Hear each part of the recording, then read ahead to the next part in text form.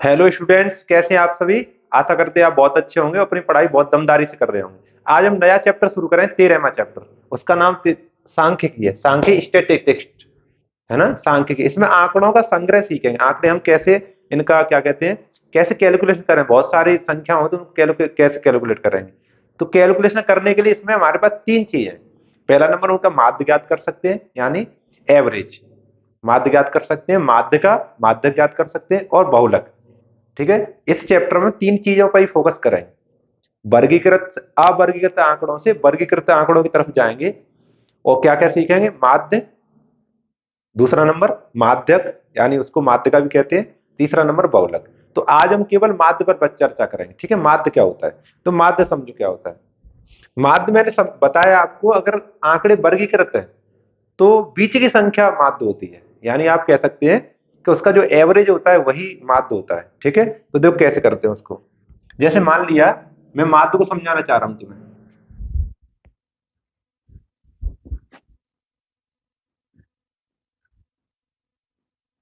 इसको इंग्लिश में मीन कहते हैं। अगर इंग्लिश भी सीखना चाहें आप तो इसको मीन पढ़ते हैं।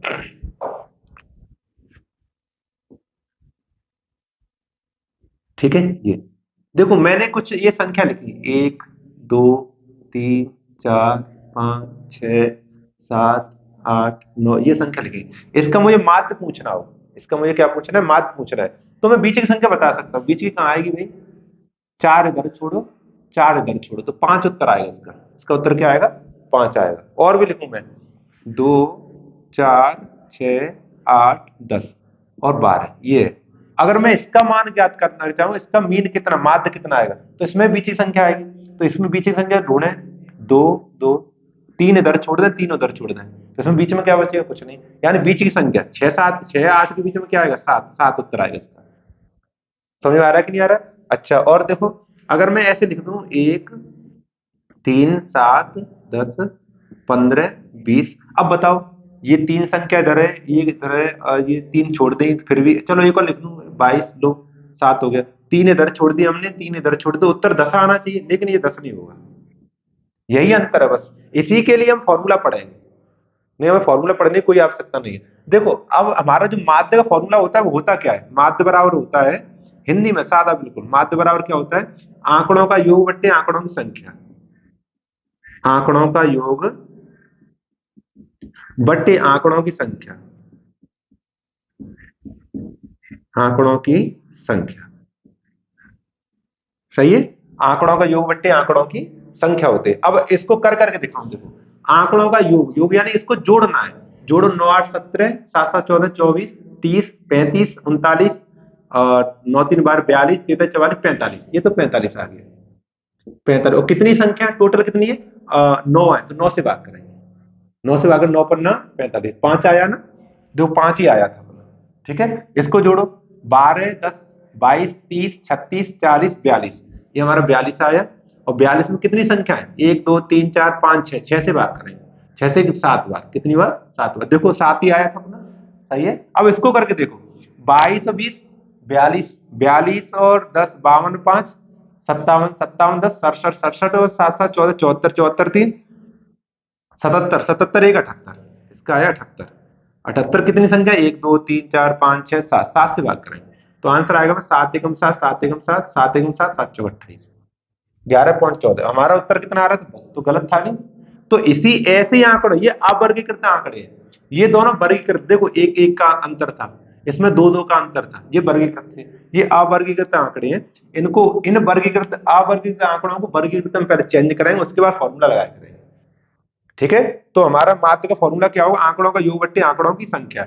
लेकिन इसमें क्या है कि बहुत सारे आंकड़े हैं, वो एक अंतराल में दिए होंगे, 5 से 10 के बीच में। जिनकी आयु है वो 50 बच्चे हैं, 50 लोग हैं, 50 बच्चे हैं, और 10 से 15 के बीच में वो 70 हैं, ऐसे करके। तो अब बीच में कितने बच्चे हैं, उनके लिए हमें एक फॉर्मूले की आवश्यकता पड़ेगी। वो कैसे, देखो वो समझो। इसको याद रखना, अभी मैं लिखूंगा अभी इसको।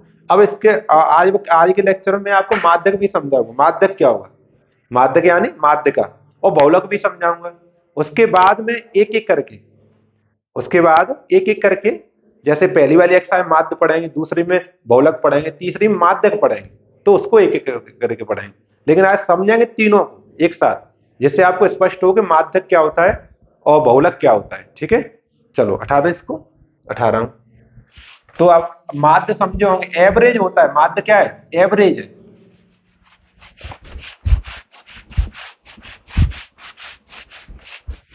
चलो देखो, हाँ अब देखो, एक मान लिया हमारे जो आंकड़े हैं,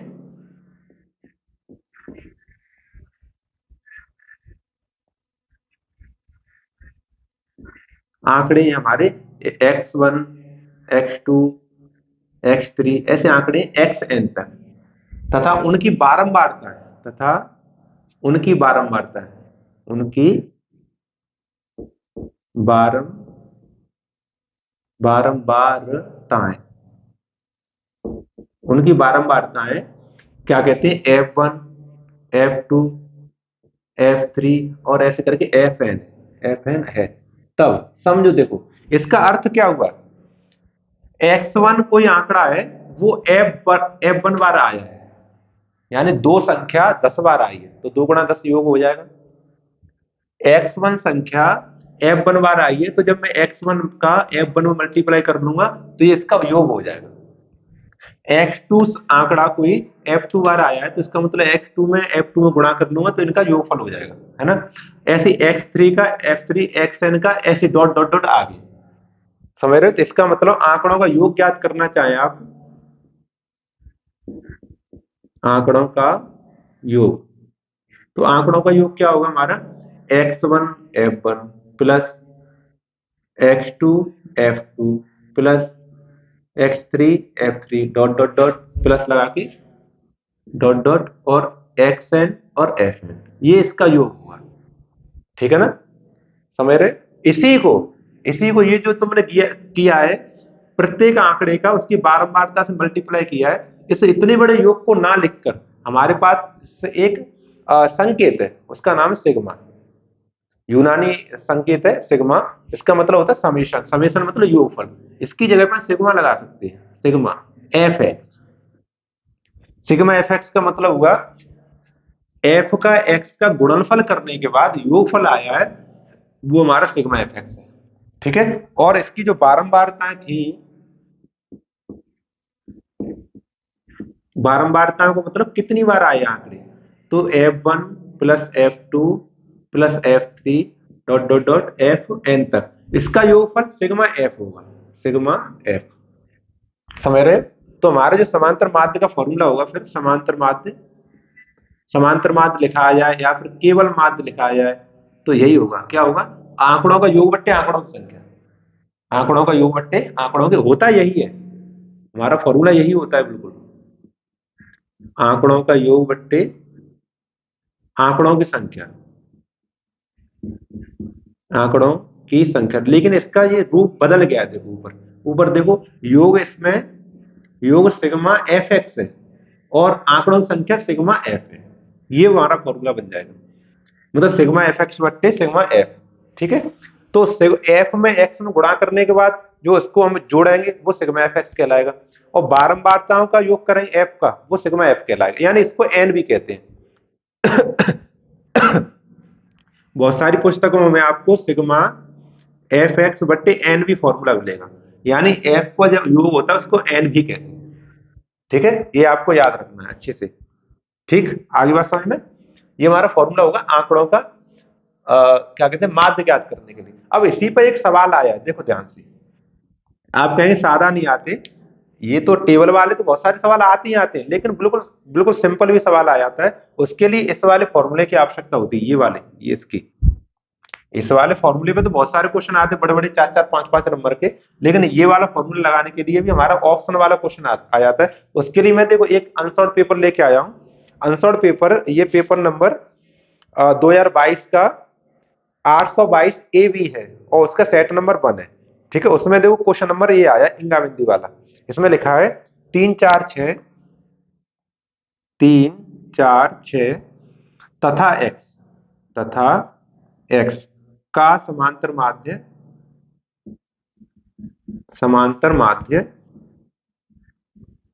5 है तो x ज्ञात करो। x क्या करना है? ज्ञात करना है। तो हमें क्या करना है? x ज्ञात करना है। समझ रहे हो? देखो ये 1 नंबर का सवाल है लेकिन महत्वपूर्ण है। 1 नंबर हमारे लिए महत्वपूर्ण है कि नहीं? समझ रहे हो? 1 नंबर हमारे लिए बहुत महत्वपूर्ण है। लेकिन अगर मैं केवल इस वाले फॉर्मूले को पढ़ के चला जाऊं, टेबल टेबल वाले क्वेश्चन करके चला जाऊं, तो बच्चे फिर इसको नहीं कर पाएंगे। क्योंकि ये क्वेश्चन मुझसे कई सारे बच्चों ने पूछा है।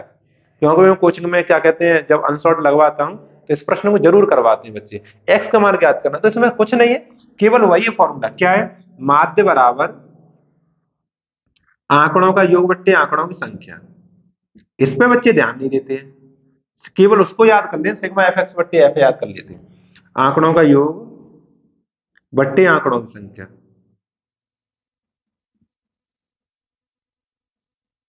आंकड़ों की संख्या, ठीक है। आंकड़ों देखो, माध्य दिया मैं 5, तो यहाँ पे 5 लगा लेंगे, ठीक है। आंकड़ों का योग 3 प्लस 4 प्लस 6 प्लस एक्स बट्टे संख्या कितनी है? 1 2 3 4, तो यहाँ पे 4 लगा लेंगे, ठीक है। अब इसमें तो क्रॉस मल्टीप्लाई करेंगे। अब ये इसको जोड़ो, 4 3 7 6 13, 13 प्लस एक्स बट्टी में 4, क्रॉस मल्टीप्लाई करो ऐसे। 13 प्लस एक्स इधर आ जाएगा, इजकल टू 5 चौका 20, ये 20 आ गया। तो देखो अब 13 उधर जाएगा तो माइनस का हो जाएगा 20 माइनस के 13, यानी x बराबर 7, x मान 7। ये देखो ऐसे ऑप्शन, इसमें ऑप्शन वाला क्वेश्चन था, इसमें ऑप्शन भी है। क्या क्या ऑप्शन दिए इसमें?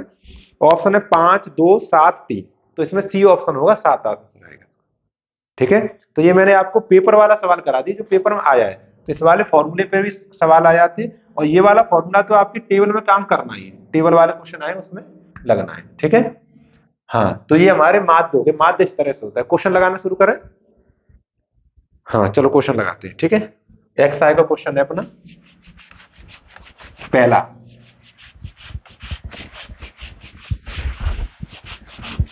ये सारा क्वेश्चन भी करना सीखना है आपको, क्योंकि अब तो 20 नंबर के ऑप्शन वाले क्वेश्चन आने हैं, तो वो आपके लिए बहुत ही जरूरी है। ऐसा क्वेश्चन जरूर आ सकता है। तो देखो प्रश्नावली,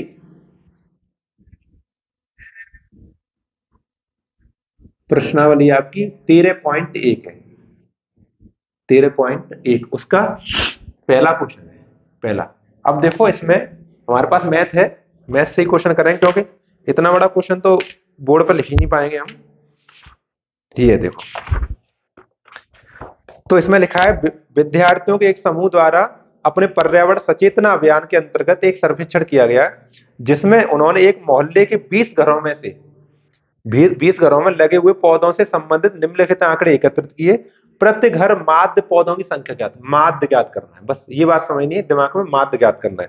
टेबल देखो ऐसे लेटी हुई बनी है, उसको मैं खड़ा, यानी जो हॉरिजेंटल बनी है उसको वर्टिकल बना दूंगा, ठीक है। पहले लिखा है अपना पौधों की संख्या,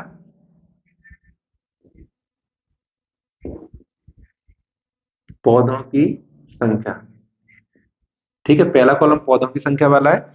फिर घरों की संख्या है, फिर क्या है? घरों की संख्या, घरों की संख्या। देखो लिखो इसे, ये 0 से 2 है, 0 से 2, और फिर 2 से 4, 4 से 6 14 तक है। 2 से 4, 4 से 6, 6 से 8, 8 से 10, 10 से 12, और 12 से 14, ठीक है। इधर है देखो 1 2 1, 1 2 1, 5 6 2, 5 6 2 और 3, ये दिया है ना। अब समझो, देखो इसका माध्य ज्ञात करना है। अब बड़े अच्छे से समझें, क्योंकि एक क्वेश्चन समझ में आ गया, सारे क्वेश्चन एक जैसे हैं। उसमें फिर ये नहीं कि सबको कराना कराना ही नहीं, आप बस एक बार समझ लीजिए। ये जो घरों की संख्या है, इसको हम एफ पढ़ते हैं, इसको क्या पढ़ते हैं? एफ। यही तो बारंबारता है। 0 से 2 पेड़ लगाए हैं, पौधों की संख्या जिस घर में, वो घर केवल एक ही है। और 2 से 4 पेड़ों की संख्या बीच में, 2 से 4 3 हो सकते हैं, वो ऐसे घरों की संख्या 2 है। तो देखो कितनी संख्या है, वो बार बार बारंबारता है कि नहीं। अच्छा, ये हमारा वर्ग अंतराल में दिया है, इसका हम मध्य बिंदु ज्ञात करेंगे, यानी मध्य मान ज्ञात करेंगे। मध्य मान, मध्य मान को कहते हैं एक्स। क्या कहते हैं? एक्स। इसका मध्य मान ज्ञात करें, इसका बीच का पॉइंट ज्ञात करें। 0 को 2 को जोड़ेंगे, यानी इसे कहते हैं निम्न सीमा, इसको कहते हैं उच्च सीमा, ठीक है। अब जब मध्यमान ज्ञात करते हैं, मध्यमान, तो निम्न सीमा और उच्च सीमा को दोनों को जोड़ते हैं, निम्न सीमा प्लस उच्च सीमा प्लस उच्च सीमा और बटे में दो, बटे में दो, ये मध्यमान ज्ञात करने का फॉर्मूला है। निम्न सीमा पहले वाली, उच्च सीमा बाद वाली, दो को जीरो को जोड़े दो, दो में दो से भाग करें एक आएगा। ठीक है, ऐसे देखो, दो को चार को जोड़े, चार को छह, छह में दो से भाग करें तीन आएगा। ऐसे देखो, चार को छह को दस, दस में दो से भाग करें पांच आएगा। और अब अंदाजा लगा सकते हैं, दो दो जोड़े तो एक में दो जोड़े तीन आए, तीन में दो, अब सात आएंगे ऑटोमेटिक, क्योंकि वर्गीकृत करके आंकड़ों में चेंज हो गया है। देखो छह में आठ कितने हो गए, चौदह, चौदह में दो से बाकी है सात आए, तो अब की बार नौ आएगा, नौ से फिर ग्यारह आएगा, ग्यारह से फिर तेरह आएगा। चेक कर लो, तेरह आ रहा है, चौदह बारह जोड़े छब्बीस, छब्बीस में दो से बाकी तेरह है। ठीक है, अब इसका अब मल्टीप्लाई करेंगे, ध्यान से देखो, ये दो हमारा एफ है, ये एक्स है, यहाँ पर एक और कॉलम बनाएंगे, उसमें एफ में एक्स में गुणा करके लिखेंगे, एफ में एक्स में क्या करेंगे, गुणा करेंगे। ठीक है, करो गुणा, एक एक कम एक, आगे दो तिया छह, और एक पन्ना पांच, फिर पांच सत्ते 35, और फिर नौ छिक्का 54, फिर ग्यारह दूनी 22, फिर तेरह तिया 39, ये आ गया। ठीक है, ये जो एफ है इसी को हम सिग्मा एफ पढ़ते हैं, इसको क्या पढ़ते हैं, सिग्मा एफ। इसको या फिर एन, या तो सिग्मा एफ पढ़ेंगे इसको, या फिर एन पढ़ेंगे। इसको जोड़ो, दो तीन चार पांच, नौ नौ छह 15, 17 3 20, ये 20 हो गया। ठीक है, इसको जोड़ो, छह एक सात, सात पांच 12, 12 पांच 17, 17 चार 21, 21 22, 12 दो 21 और दो 23, 23 9 3 12, हासिल तीन, तीन तीन छह, दो आठ, पांच 13, 13 3 16, 162 ये हो गया। इसको पढ़ेंगे sigma F x, sigma F x पढ़ेंगे इसको। ठीक है ना, आगे बात समझ, द्वारा ऐड करके देख सकते हैं आप, नौ दो ग्यारह, ग्यारह चार 15, 15 20 25 31 32, तीन हासिल है ना, तीन हासिल, तीन तीन छह, दो आठ, आठ में 13, 13 3 16, 162, सही है ना। ये हम इस तरह टेबल बनाए, फिर अपना फॉर्मूला लगाना रह जाता, अब कुछ नहीं है, अब तो केवल समांतर माध्य का फॉर्मूला लगाना है। माध्य इक्वल टू, ये निशान होता है इसका माध्य का, ठीक है ना, माध्य equal to sigma F X बट्टे sigma F, sigma F X बट्टे सिग्मा एफ।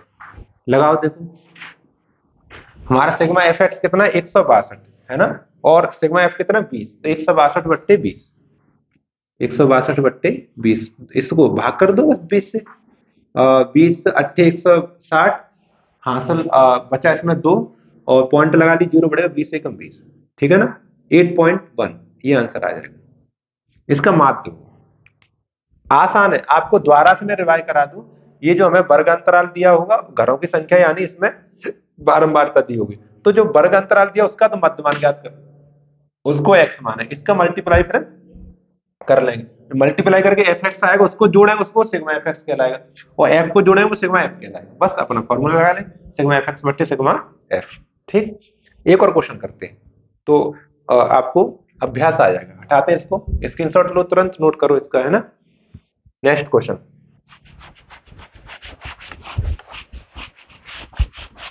अगर देखो, अगर आपसे ये क्वेश्चन बनने लगे इतना ही समझाने के बाद, तो हमें ज्यादा क्वेश्चन ना कराने पड़े, क्योंकि सारे क्वेश्चन एक जैसे, इसमें जो डिफरेंट क्वेश्चन है, जैसे पी का मान ज्ञात करना है, एक्स का मान ज्ञात करना है, उसको करा दूंगा, ठीक है, और बाकी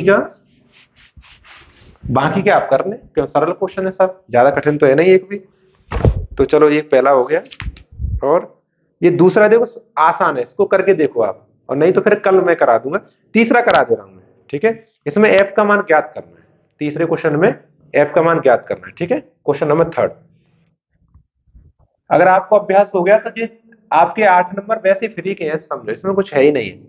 इसमें देखो, दैनिक जेब भत्ता लिखा है रुपयों में, दैनिक जेब भत्ता, भत्ता मतलब खर्चा, ये रुपए में,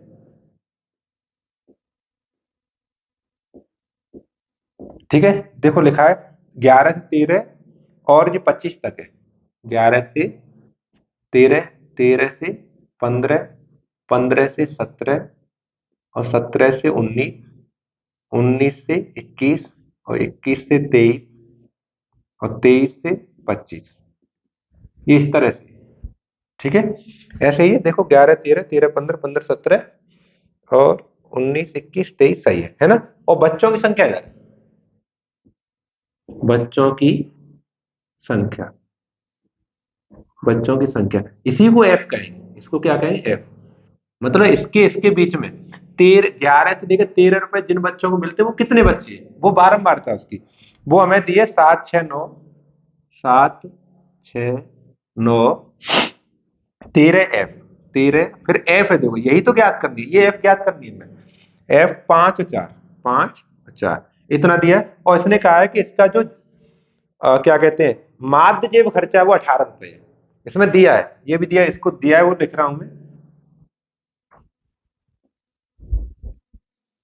हाँ दिया है हमें माध्य जेब खर्चा, माध्य जेब खर्चा वो कितना, 18 रुपए।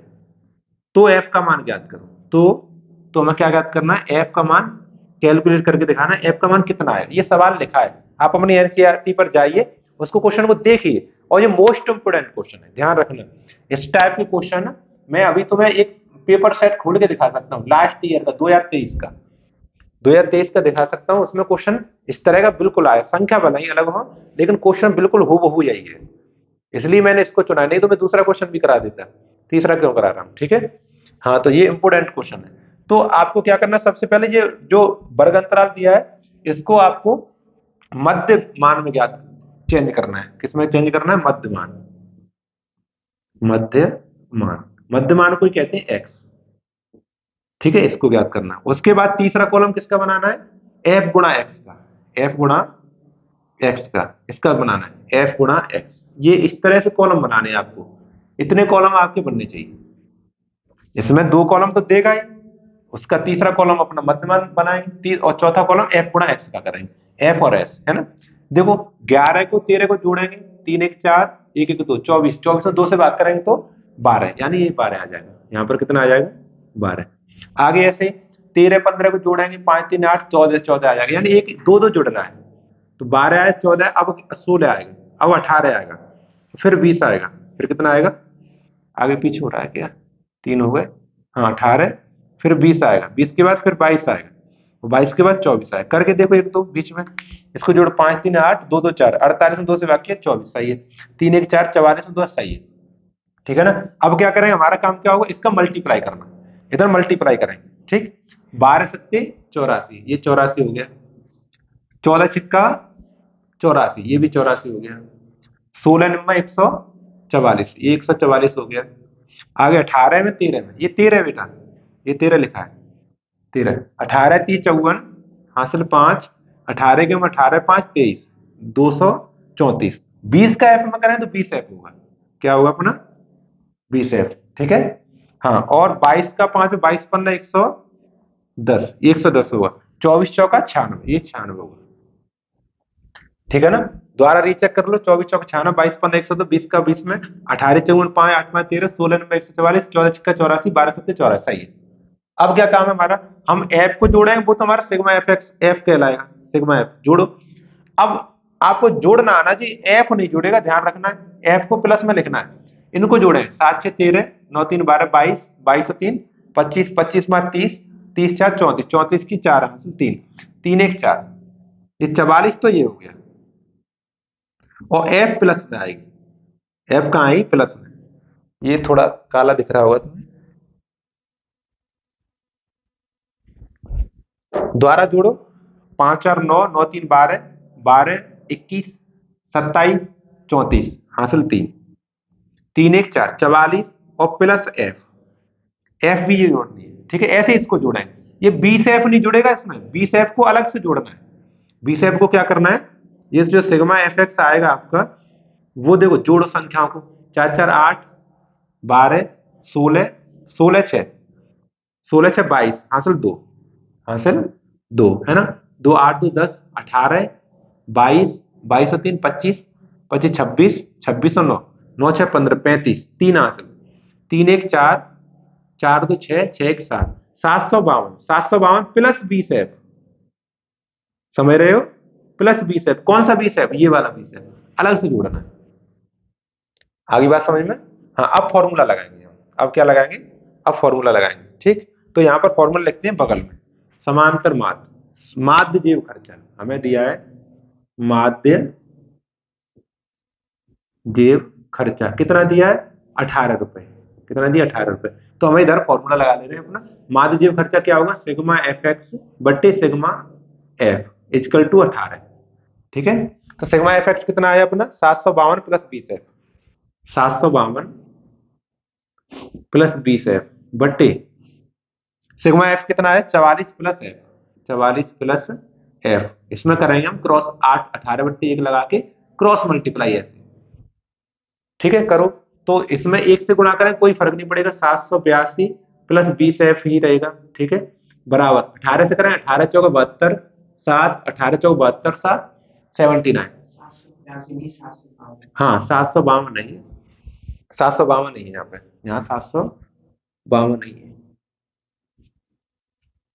752। ये देखो 18 चौक 72, 7 18 चौक 72, 72 7 79 सही है, और प्लस 18 एफ। ठीक है, अब देखो 20 एफ के पास तो 18 एफ लेके आएंगे और 752 को उधर ले जाएंगे, यानी 20 एफ माइनस के 18 एफ इजकल टू 792 माइनस 752।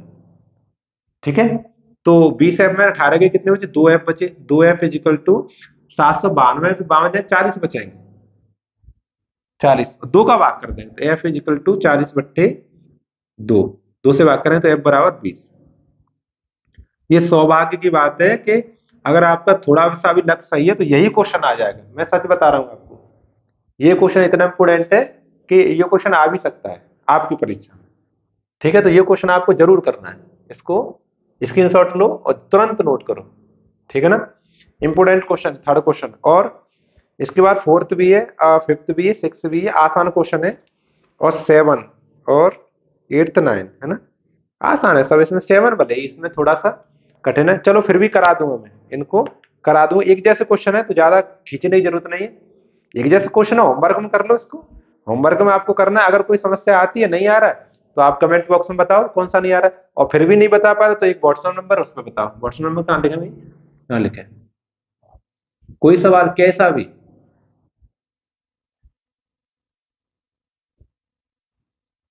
किसी भी प्रकार का सवाल, अगर आप मॉडल पेपर लगा रहे हैं, प्रैक्टिस पेपर लगा रहे हैं, ठीक है, प्रीवियस ईयर क्वेश्चन लगा रहे हैं, हाई स्कूल में आप, इंटर में हैं, अगर आपसे 11वीं क्लास में अगर आपसे कोई सा क्वेश्चन नहीं बन पा रहा है, आप चाहते हैं कि आपको कोई बताने वाला हो, तो इस नंबर से आप संपर्क करें, हम आपको बताएंगे। ठीक है, किसी भी प्रकार की समस्या आती है तो सॉल्व हम करेंगे। तो आज के लिए आज हम इतना ही रखेंगे। अगर आपसे कोई क्वेश्चन नहीं बनेगा तो उसको कराएंगे, और इसमें जो कठिन क्वेश्चन है उसको कराएंगे, सारे क्वेश्चन नहीं कराएंगे इसमें, क्योंकि सरल है क्वेश्चन, कराने से कोई मतलब तो नहीं निकल रहा है। जो इंपोर्टेंट क्वेश्चन है उसको करा दे रहा हूँ, ठीक है, और जो हार्ड है, कठिन है, वास्तव में करने लायक है, उनको करा दे रहा हूँ। ठीक है, तब तक के लिए आप अपना ख्याल रखें और अपनी दमदारी से पढ़ाई करते रहें।